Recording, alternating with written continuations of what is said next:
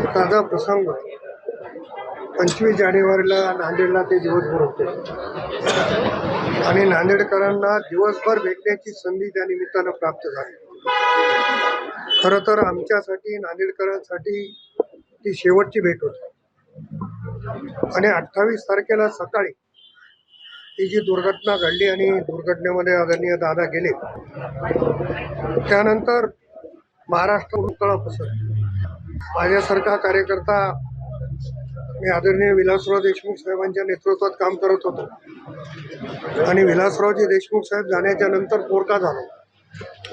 त्यावेळेस मला दादानी मोठा आधार दिला आणि आज पुन्हा दादाच्या नेतृत्वात काम करत असताना दादासारखं नेतृत्व केलं, त्यामुळे पुन्हा आम्ही पोरके झालो. ही परिस्थिती माझ्यासारख्या नाही, महाराष्ट्रातील तमाम कार्यकर्त्यावर ओढवलेली आहे.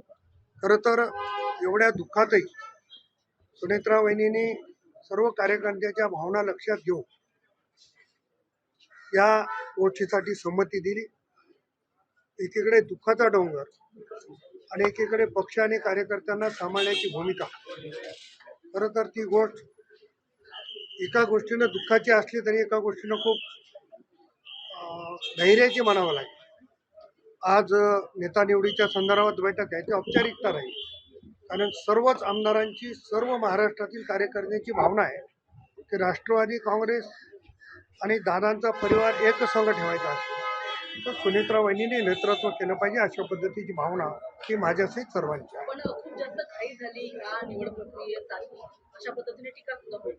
ही गोष्ट खरी आहे, घाई झाली, परंतु सगळ्यांच्या भावना अशा होत्या की लवकरात लवकर ही गोष्ट झाली पाहिजे. आणि सातत्यानं वहिनीवर सर्व प्रकारचं मीडियाच्या माध्यमातून असेल, सोशल मीडियाच्या माध्यमातून असेल, भेटीच्या अंतर्गत असेल, सगळ्या कार्यकर्त्याच्या भावना होत्या. त्यामुळे त्यांची मानसिकता नसतानाही त्यांना या गोष्टीला होकार द्यावा लागली, ही वस्तुस्थिती आहे.